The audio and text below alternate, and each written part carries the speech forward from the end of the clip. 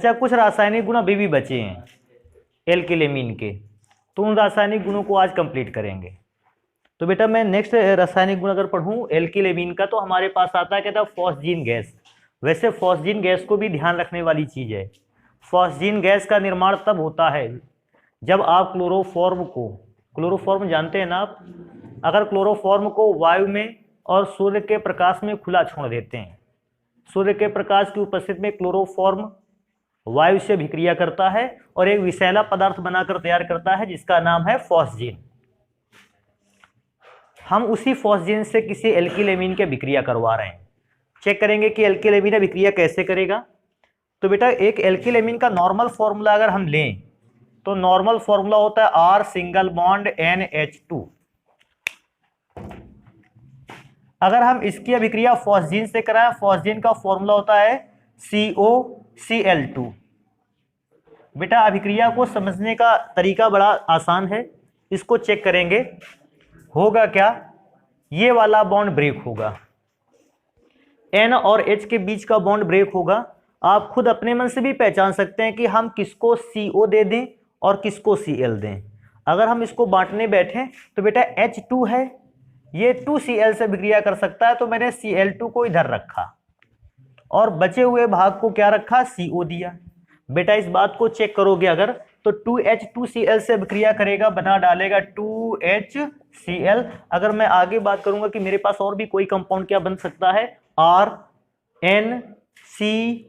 अभी ऐसा जरूर ध्यान रखना, RCON नाम का कोई कंपाउंड नहीं बनेगा। क्यों, R और N का बॉन्ड अभी भी नहीं ब्रेक हुआ है। बॉन्ड ब्रेक हुआ है N और H के बीच का, तो R तो N से कनेक्ट रहेगा, N C से कनेक्ट रहेगा और C किससे कनेक्ट रहेगा, O से। आपको याद होगा इसको आइसोसाइनेट बोलते थे। अब R की जगह पर CH3 लगा होगा तो मेथिल आइसोसाइनेट। तो मैं इसका नाम लिखे देता हूं, इसका नाम है एल्किल। R का मतलब है एल्किल आइसोसाइनेट। थोड़ा सा ध्यान रखेंगे इसको, जब भी कभी अभिक्रिया होगी हम R की जगह पे CH3 वगैरह को यूज करते रहेंगे, C2H5 को यूज करते रहेंगे। हाँ, एक ऐसा भी चांस आ सकता है जब R की जगह पे C6H5 को यूज किया जाए, तो उस चीज पे ध्यान रखेंगे। हालांकि अपने यहाँ कोर्स के बेसिस पर किसको किसको यूज करना आ सकता है, R की जगह पर अपने यहाँ कोर्स के बेसिस पर R की जगह पे CH3 आ सकता है, R की जगह पे C2H5 आ सकता है, और R यहां पर एरिल ग्रुप को भी रिप्रेजेंट करता है, इसलिए C6H5 भी यूज किया जा सकता है। इसके अलावा अपने कोर्स पर कोई चौथा केमिकल शायद ही आए, तो इसको आप ध्यान रखोगे। मैं इसके पर्टिकुलर कोई एग्जाम्पल नहीं बताऊंगा, यहीं तक सीमित है। अगला नंबर आता है, कहता है ब्रोमीन से क्रिया क्या होती है, या ब्रोमीन से क्रिया किस प्रकार होगी हमारे किसी प्राइमरी एमीन की। तो ब्रोमीन से विक्रिया कराने का मेथड ही बड़ा आसान सा है। कैसे, आप कोई कंपाउंड ले लेते हैं जो प्राइमरी एमीन है। अगर आप चाहें तो इसको थोड़ा सा ऐसा भी लिख सकते हैं, बेटा 2H है ना, तो दूसरा वाला H थोड़ा सा डिस्टेंस पे लिख लिया, और हमने रिएक्शन करवाई किसकी, ब्रोमीन की। बेटा ब्रोमीन रिएक्शन करेगा तो तरीका क्या है, बेटा इसका एक H एक Br को लेके अलग हो जाएगा। जब मैंने H2 को अलग अलग लिखा तो हम Br को भी अलग अलग लिखेंगे। बेटा H अभिक्रिया किससे करेगा, ब्रोमीन से, तो बनाकर तैयार करेगा HBr। ये तो सेकेंडरी कंपाउंड, सेकेंडरी का मतलब इसको, ये ज्यादा डिमांड वाला कंपाउंड नहीं है, ये साइड प्रोडक्ट इसको बोल सकते हैं। बना क्या, RNHBr, RNHBr। तो इस प्रकार से ऐसा भी इसको नाम बोल सकते हो, ब्रोमो एल्किल एमीन, ऐसा भी बोल सकते हो, या फिर ऐसे भी बोल सकते हो एन एल्काइल, एन एल्काइल या एल्किल बोल सकते हो, amino bromide, amino bromide, amino bromide, इसको ऐसे भी नाम बोल सकते हो। अब एल्काइल की जगह पर अगर, अच्छा एन एल्काइल क्यों लगाया गया, क्योंकि नाइट्रोजन से कौन कनेक्ट है, R, तो आप इसको ऐसे भी बोल सकते हो कि जो एल्काइल ग्रुप है वो डायरेक्ट N से कनेक्ट है, N alkyl amino bromide. Amine compound था, ब्रोमीन साथ में लगा है, ब्रोमाइड। तो बेटा ये एक दूसरी प्रकार की रिएक्शन है, इस पे भी हम एग्जाम्पल पर नहीं चलेंगे। हालांकि अब अगली एग्जाम्पल जो देखेंगे वो काफी इंपॉर्टेंट रहने वाला है। हमसे कभी कभी कहता है पिक्रिक अम्ल से अभिक्रिया, इसको ध्यान रखें आप, पिक्रिक अम्ल से क्रिया। बेटा ये अभिक्रिया पूछा भी काफी जाता है। अब पिक्रिक एसिड से रिएक्शन कैसे कराएंगे उसको चेक करेंगे। बेटा पिक्रिक अम्ल है क्या? अच्छा, तो अम्ल कौन सा आयन देता है? H+ ion. और ये क्षार है, एमीन क्षार होता है, और इसका नेचर होता है ये H+ आयन क्या करता है? लेता है। तो रिएक्शन देखते हैं। बेटा अगर मैं चेक करूंगा एल्किल एमीन का फॉर्मूला RNH2, और मैं इसकी रिएक्शन करवाने वाला हूं पिक्रिक एसिड से। पिक्रिक एसिड का फॉर्मूला देखो, चेक करते हैं कैसे होता है। ये बेटा हमने बेंजीन रिंग लगाया, ऊपर लिख दिया OH, और मैंने आर्थो पोजीशन और पैरा पोजीशन को भर दिया नाइट्रो ग्रुप के थ्रू। ये होता है फॉर्मूला पिक्रिक एसिड का। अभी सोचने वाली बात है, नॉर्मली है, आप आसानी से समझ जाओगे। बेटा NH2 के N पर लोन पेयर ऑफ इलेक्ट्रॉन होगा, क्योंकि अब जरूरत है, इसको दिखाया गया है। जरूरत ना होती तो अभी भी मैं दिखाता लोन पेयर को। बेटा ये पिक्रिक एसिड है क्या? अगर ये पिक्रिक अम्ल है तो इसको कौन सा आयन देना चाहिए? H पर प्लस चार्ज। तो H पर आया प्लस चार्ज, ऊपर कैसा चार्ज आया? माइनस। इस नाइट्रोजन ने देखा हमारे पास लोन पेयर एक्स्ट्रा है, और हाइड्रोजन के पास इलेक्ट्रॉन की क्या है? कमी। तो ये हाइड्रोजन को बुलाएगा और उसकी कमी को पूरा करेगा, अपने लोन पेयर को क्या करते हुए? देते हुए। अभी सोचते हैं लोन पेयर को देते हुए कमी पूरा करेगा, तो यहां क्या आएगा? देखने वाली बात है बेटा, R सिंगल बॉन्ड NH3+, यहां पर आया। अगर इस पर इतने भाग पर प्लस चार्ज बचा तो बाकी भाग पर कैसा चार्ज बचा? माइनस। इस बात को यहां ऐसे लिखते हैं, देखो हमारे पास बेंजीन था कंपाउंड, ऊपर O- चार्ज था, आर्थो पोजीशन पर और पैरा पोजीशन पर नाइट्रो ग्रुप को अटैच किए थे हम लोग। पूछेगा इसका नाम क्या है? बेटा नाम थोड़ा सा ध्यान रखना, मैंने एक बार बढ़िया चार्ट जैसा आपको समझाया था। कैसा चार्ट की तरह समझाया था कि किसी भी एसिड से जब H हट जाता है, उस कंपाउंड का नाम पढ़ने के लिए लास्ट में हम क्या लगाते हैं? 8। जैसे सल्फ्यूरिक अम्ल से हट गया सल्फेट, नाइट्रिक अम्ल से हट गया नाइट्रेट। लेकिन उस एसिड में ऑक्सीजन प्रेजेंट होना चाहिए। अभी सोचो हाइड्रोक्लोरिक एसिड से अगर H हट गया तो आप उसको क्लोराइड केवल कहते हो। क्यों? क्योंकि वहां पर बेटा ऑक्सीजन नहीं होता है। हमने देखा इस एसिड पर भी क्या है? ऑक्सीजन। तो पिक्रिक अम्ल से अगर H+ आयन हट गया तो ये वाला तो आयन हो गया पिक्रेट। सल्फ्यूरिक अम्ल सल्फेट अगर हो सकता है, नाइट्रिक अम्ल नाइट्रेट हो सकता है, और कार्बोनिक अम्ल कार्बोनेट हो सकता है, तो ये वाला पार्ट क्या हो गया? पिक्रेट। बेटा इसको क्या नाम देते हो? एल्किल। तो मैं यहां लिख दूं एल्किल। अभी चेक करना है अमोनिया पढ़ोगे कि ammonium? Ammonium, because positive charge आ रहा है वहां पर, तो इसका नाम हो जाएगा अमोनियम। और बेटा क्योंकि लास्ट में पिक्रिक एसिड को पढ़ना है तो इसका नाम रहेगा पिक्रेट। तो बेटा इस प्रकार से बने कंपाउंड का टोटल नाम जो रहेगा वो रहेगा एल्किल अमोनियम पिक्रेट। अभी नेक्स्ट रिएक्शन को लिखेंगे। नेक्स्ट रिएक्शन हमारे पास है धातु से क्रिया। धातु से क्रिया, और धातु से क्रिया में तो एक पुराना वाला नियम लगना है, अगर याद किए हो तो ठीक है। फिलहाल एल्किल एमीन का फॉर्मूला RNH2। अब हम किसी धातु से रिएक्शन करवाएंगे तो मैंने धातु की जगह पर किसको ले रखा है? Na को। और वैसे भी रिएक्शन में चाहे यहां पे लिख लेना कि कौन सी धातु से विक्रिया करवानी है, क्रियाशील धातु से। आपको कॉपर वगैरह मेटल लिख के नहीं आना है कि कॉपर ले आए, सिल्वर ले आए, प्लेटिनम लेके चले आए, मरकरी ले आए, उससे रिएक्शन करवानी नहीं है। हमें रिएक्शन करवानी है किसी सक्रिय धातु से जिसकी रिएक्टिविटी होती हो हाई, जैसे lithium, sodium, potassium. High reactive metal ही रिएक्शन कर पाएगा। लो रिएक्टिव मेटल किसी भी एमीन से किसी प्रकार की रिएक्शन नहीं करता, क्योंकि सोडियम हाई रिएक्टिव एलिमेंट है, ये रिएक्शन करेगा। और रिएक्शन करेगा कैसे? एक तुमको नियम याद होगा इलेक्ट्रोकेमिकल सीरीज का, कि हमेशा जो अधिक क्रियाशील धातु होती है वो अपने से कम क्रियाशील धातु को उसके साल्ट के एक्वस सॉल्यूशन से क्या करती है, विस्थापित कर सकती है, हटा सकती है।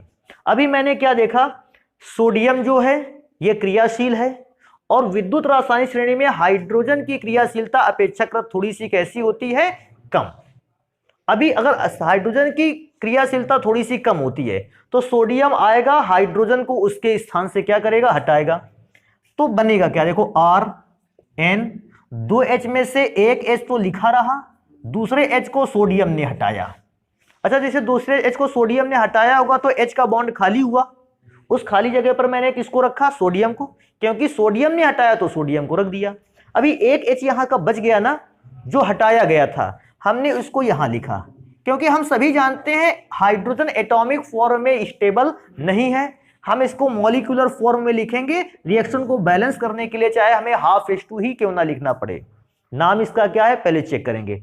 बेटा नाइट्रोजन से एल्किल ग्रुप जुड़ा है तो क्या लिखेंगे, N, और फिर इसको पढ़ेंगे एल्किल या एल्काइल भी बोल सकते हो आप। सोडियम और NH2 एमीन ग्रुप दोनों एक साथ हैं, इसलिए इसका नाम है सोडामाइड। N इस बात को रिप्रेजेंट कर देता है कि जो एल्किल ग्रुप है वो कहां से जुड़ा है, नाइट्रोजन से। बाकी और कोई भी फर्क नहीं पड़ता ऐसा कि आप उसको जबरदस्ती लिखें, लेकिन लिख लेते हैं वो ज्यादा बेटर रहता है। अभी आगे चलेंगे, ये रिएक्शन समझ गए बेटा। अभी एक और रिएक्शन पे चलेंगे, कहता है बेंजोइलीकरण। और बेंजोइलीकरण को रिएक्शन में देखेंगे, बेंजोइलीकरण।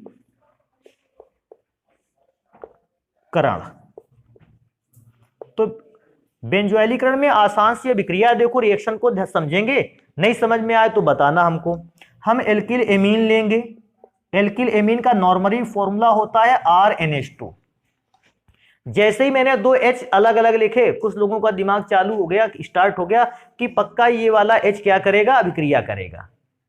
तो अभिक्रिया कैसे करेगा, बेंजोइलीकरण होता है बेंजोइल क्लोराइड से क्रिया पर। नाम ये बेंजोइल क्लोराइड से हुआ बेंजोइलीकरण, एसिटिल क्लोराइड से हुआ एसिटिलीकरण। क्योंकि बेंजोइल क्लोराइड का फॉर्मूला चेक करना होगा, C6H5। बेटा थोड़ा सा ध्यान देना, COCl मैं लिखता सामने ही, ऐसे भी लिख दिया कोई फर्क पड़ता नहीं। आपको अगर कोई प्रॉब्लम है तो हम इसको एक काम कर देते हैं आगे और दूसरे अरेंज में लिख देते हैं। कैसे, C6H5COCl, और इसको फिर थोड़ा सा अलग अरेंजमेंट में लिखना पड़ेगा, RN और कितने H, 2 H। एक HCl के साथ रिएक्शन करके बना लेगा HCl, क्योंकि साइड प्रोडक्ट है, आप नीचे लिख सकते हैं इसको। अभी चेक करेंगे हमारे पास बचा क्या, C6H5COHNR, C6H5CONHR या HNR। लेकिन ध्यान रखने वाली बात एक जगह है बेटा, ये जो H है वो N से कनेक्ट है, और N केवल H से ही नहीं कनेक्ट है, N C से भी कनेक्ट है। ये OC के साथ डबल बॉन्ड के थ्रू लगा होगा, N R से भी कनेक्ट है और N H से भी कनेक्ट है। तो अगर ऐसा लिखा है तो आप उसको थोड़ा ये जरूर ध्यान रखें कि R भी N से ही कनेक्ट है।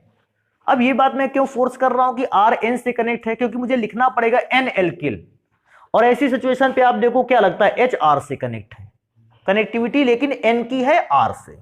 तो हम इसको नाम अगर देंगे तो क्या नाम देंगे, N बेटा एल्काइल या alkyl benzoyl amide, benzoyl amide. तो बेटा इसका नाम हम पढ़ेंगे N एल्किल बेंजोइल एमाइड। अभी एक हमारे यहां और रिएक्शन बच जाती है, उस रिएक्शन को भी लिखते हैं, कहता है ग्रिग्नार्ड अभिकर्मक से अभिक्रिया कैसे होगी। लास्ट रिएक्शन है, यहां पर लिख लेते हैं ग्रिग्नार्ड रिएजेंट से क्रिया। हालांकि ग्रिग्नार्ड रिएजेंट से अभिक्रिया बिल्कुल सरल रहेगी। कैसे, हमारे पास कोई एल्किल एमीन है जिसको हम RNH2 से लिखना चाहते हैं, और हम उसकी अभिक्रिया कराएंगे ग्रिग्नार्ड अभिकर्मक से। तो ये ग्रिग्नार्ड अभिकर्मक डायरेक्टली एक फॉर्मूला ले लेते हैं ऐसे कुछ, RMG। बेटा कुछ भी कठिन नहीं है, बस इस NH2 के दोनों H को अलग अलग लिखो। क्यों, R डैश अभिक्रिया करेगा किससे? H से, R डैश H। और मैं तो सोचता हूं मेरे पास जो भी बचा है उसको सबको एक साथ लिख देते हैं। क्या क्या बचा? R NH MgX, R single bond NH MgX। तो अब अगर इस पर मैं एक चीज चेक कर सकता हूं कि अगर हम लोग क्या कर सकते हैं, R की जगह पर कौन सा ग्रुप रख सकते हैं? मेथिल ग्रुप रख सकते हैं, या R की जगह पर कौन सा ग्रुप रख सकते हैं? Ethyl group. तो उस हिसाब से रिएक्शन चेंज हो जाएगी। एक रिएक्शन इस पे से लिखेंगे बेस्ड, जैसे मैंने R की जगह पर CH3 लिया है NH2, R डैश की जगह पर भी मैंने CH3 ही ले लिया है Mg। X की जगह पे मैंने क्या लिख लिया है? Cl। रिएक्शन कराएंगे बेटा, CH3 H से अभिक्रिया करेगा, पहला कंपाउंड बनाकर तैयार करेगा CH4। नाम जानते होगे बेटा, इसका नाम क्या है? मेथेन। कार्बन एक वाला एल्केन है, मेथेन नाम रहेगा। अभी चेक करेंगे बचेगा CH3 NH MgCl। R की जगह पर लिया भी था CH3 NH MgCl। अब इसका नाम कैसे पढ़ेंगे? Alkyl amine magnesium chloride. अगर हमको कोई पूछेगा, क्योंकि एल्किल में से कार्बन एक है, मेथिल एमीन मैग्नीशियम क्लोराइड। अब मेथिल की जगह पे C2H5 यूज में आ सकता था, तो एथिल एमीन मैग्नीशियम क्लोराइड। लेकिन इसमें से तो दोनों कंपाउंड मुख्य हैं, आप दोनों को नोट करोगे। तो एक काम करते हैं, ये हो गई किसी भी एल्किल एमीन की रासायनिक अभिक्रियाएं।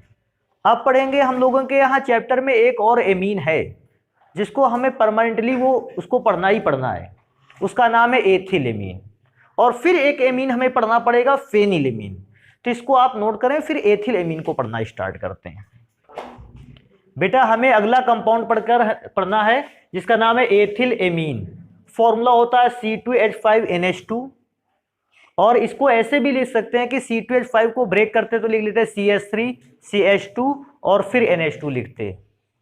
अभी क्या करना है कि सबसे पहला हमारा काम है एथिल एमीन को बनाकर तैयार करना।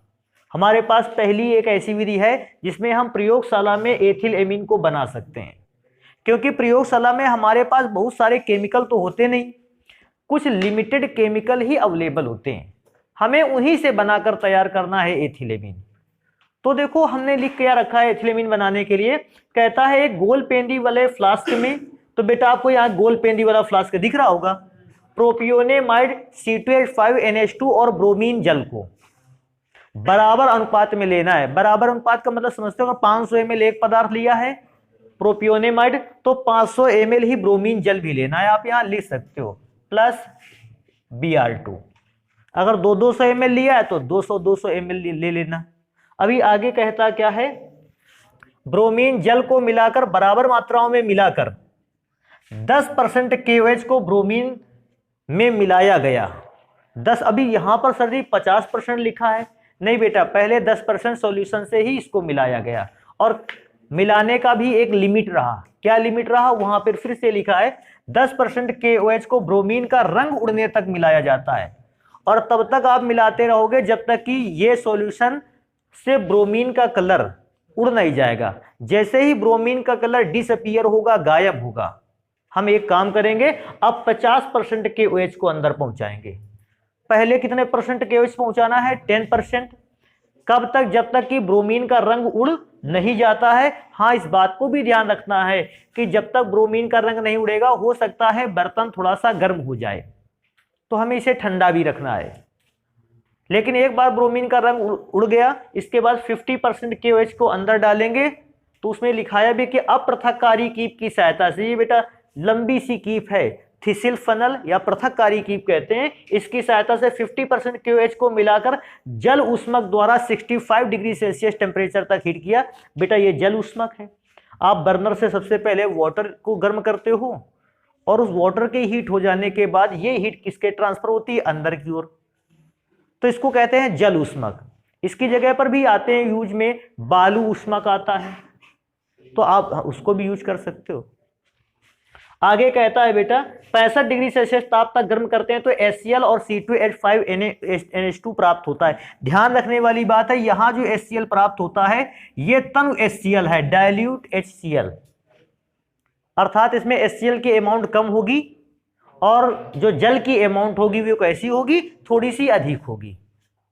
तो सबसे पहला काम है इस रिएक्शन को लिख के देखते हैं, हमें कौन कौन सा केमिकल कंपाउंड लेना है। सबसे पहला केमिकल कंपाउंड C2H5CONH2, तो हमने प्रोपियोनेमाइड C2H5CONH2 को लिया है और इतनी ही मात्रा में हमने ब्रोमीन को मिलाया था और आपको याद होगा हमने लास्ट में KOH भी तो डाला है, मैंने 4 KOH यहां लिख रखा है। वैसे तो अभिक्रिया में ये भी लिख सकते हैं कि 65 डिग्री सेल्सियस टेम्परेचर रखा। इस अभिक्रिया में सबसे पहला काम है 2Br2K से रिएक्शन करेंगे और बना डालेंगे 2KBr। पहले इसको ध्यान देना है। अब मैं क्या सोचता हूं अपने मन से, 2K तो Br के साथ हो गया, बचा कितना K, 2, वो 2K C यहां का O और यहां का O मिलके बनाएगा K2CO। अभी मैं चेक करूंगा मेरे पास बचता क्या है। ऑक्सीजन को चेक करेंगे सबसे पहले। ऑक्सीजन 4 यहां था, 1 यहां था, 5 में से हमने कितने खर्च कर लिए हैं, 3। 2 ऑक्सीजन बचे हैं जिनमें से 4 हाइड्रोजन। अगर उन 2 ऑक्सीजन से अभिक्रिया करें तो क्या बना लेगा, 2H2O। मैं सोचता हूं मेरे पास लास्ट में कंपाउंड कोई बच रहा है, C2H5, CO तो CO3 बना चुका था, C2H5 और NH2, C2H5NH2। अगर देखें तो 65 डिग्री सेल्सियस इसके हिसाब से काफी हाई टेम्परेचर है, यह गैस फेस में बन के तैयार होगा। तो जब गैस फेस में बनकर तैयार होगा तो इस निकास नली की सहायता से हम इसे सबसे पहले आगे की ओर ले जाएंगे और ये संघनित्र है। संघनित्र क्या होता है, अंदर की ओर एक पतला पाइप और उसके ऊपर से बाहर से एक मोटी चादर।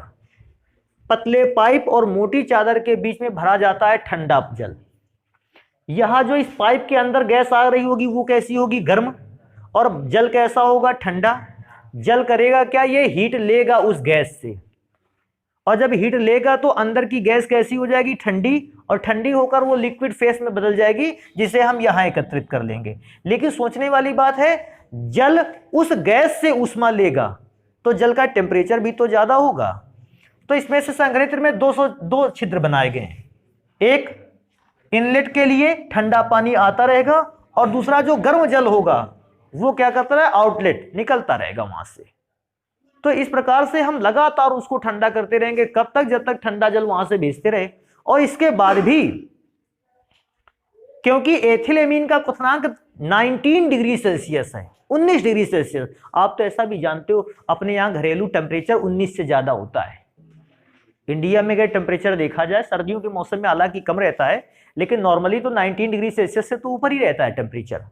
इसका मतलब हमारे यहाँ अगर हम इसको यहाँ इकट्ठा भी कर लेते, ये अपने एटमॉस्फेयर के टेम्परेचर के साथ आकर फिर से गैस में चेंज हो जाता।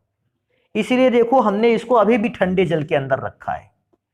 इस जार में ठंडा जल है ताकि टेम्परेचर 19 डिग्री सेल्सियस से कैसा बना रहे, कम होता रहे, कम होता रहे, और जो हमारा एथिल एमीन प्राप्त हुआ है ये वेपर फेस में चेंज ना हो। तो हमेशा टेम्परेचर इसका कितना रखना है, 19 डिग्री सेल्सियस से कम।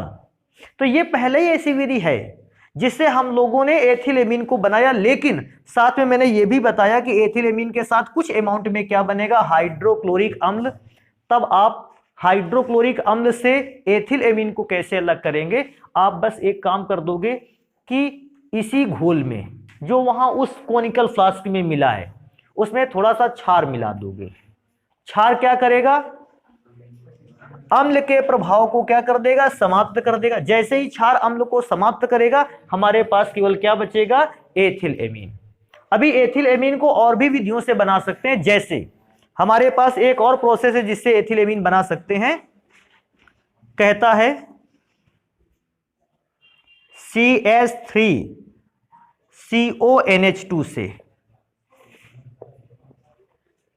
देखो बेटा ध्यान से, अरे इस बार तो C2H5CONH2 था, उसका जस्ट छोटा भाई, उससे हम बनाएंगे, एसीटेमाइड कहते हैं इसको। और तरीका क्या बेटा, इसको थोड़ा सा देख लेते हैं। CH3C double bond O single bond NH2। बेटा इसकी अभिक्रिया करवाएंगे 4 मोल नवजात हाइड्रोजन से, लेकिन ये 4 मोल नवजात हाइड्रोजन कैसे बनेगी, जब हम C2H5OH को मिलाएंगे किसके साथ, Na के साथ। अभी देखना 4 मोल हाइड्रोजन पे से कि इसको बॉन्ड को ब्रेक करेगा, 2 हाइड्रोजन ऊपर और 2 हाइड्रोजन नीचे। अच्छा ये सबसे पहले देखो, 2 हाइड्रोजन अगर ऑक्सीजन से अभिक्रिया करेगा, बनाकर तैयार करेगा H2O। अभी चेक करते हैं बचता क्या है, CH3 CH2 और NH2, CH3 CH2 और NH2। बेटा ये भी तो वही है, एथिल एमीन। अभी एक और काम करेंगे, हमारे पास एक और कंपाउंड होता है नाइट्रोएथेन। नाइट्रोएथेन कहता है आप नाइट्रोएथेन से कैसे बनाओगे एथिलेमीन। तो पहले हमें फॉर्मूला पता चल जाए। नाइट्रोएथेन का फॉर्मूला होता है C2H5N double bond O dative bond O। ये नाइट्रोएथेन का फॉर्मूला है। अगर हम इसका अपचयन कराएं विद 6 मोल नेसेंट हाइड्रोजन, लेकिन 6 मोल नवजात हाइड्रोजन ये तो बहुत ज्यादा अमाउंट होती है, और इसको बनाने वाले उत्प्रेरक तो मुझे 2 ही दिखाई पड़ते हैं, एक या तो FeHCl या तो SnHCl। दोनों में से बेटा कोई भी यूज किया जा सकता है। मैं लिख रहा हूं SN। 6 मोल में होगा क्या, सबसे पहली चीज ये दोनों बॉन्ड ब्रेक होंगे, 2 हाइड्रोजन ऊपर वाले ऑक्सीजन को, 2 हाइड्रोजन नीचे वाले ऑक्सीजन को, और बचे हुए 2 हाइड्रोजन नाइट्रोजन को। समझ पाए इसको। H2O मिलकर बनाएगा 2H2O। ये तो साइड प्रोडक्ट हो गया। अभी चेक करेंगे हमारे पास और क्या बचता है। देखो C2H5NH2, तो C2H5NH2। अभी एक और विधि है जिससे हम इसको बनाकर तैयार कर सकते हैं एथिलेमीन। कहता है मेथिल साइनाइड से। बेटा सबसे पहले चेक करते हैं कि मेथिल साइनाइड का फॉर्मूला क्या होता है। मेथिल का फॉर्मूला क्या होता है, CH3। साइनाइड का फॉर्मूला होता है C ट्रिपल बॉन्ड N। बेटा अगर इसका अपचयन करवाएं 4 मोल नवजात हाइड्रोजन से, तो क्योंकि 4 मोल नवजात हाइड्रोजन इस उत्प्रेरक से भी बनाया जा सकता है, और बनाया जा सकता है LiAlH4 से भी, हमने उसका यूज कर लिया। इस बार बेटा जैसे ही हम इसको हीट करेंगे क्या होगा, इसके 2 बॉन्ड ब्रेक करेगा।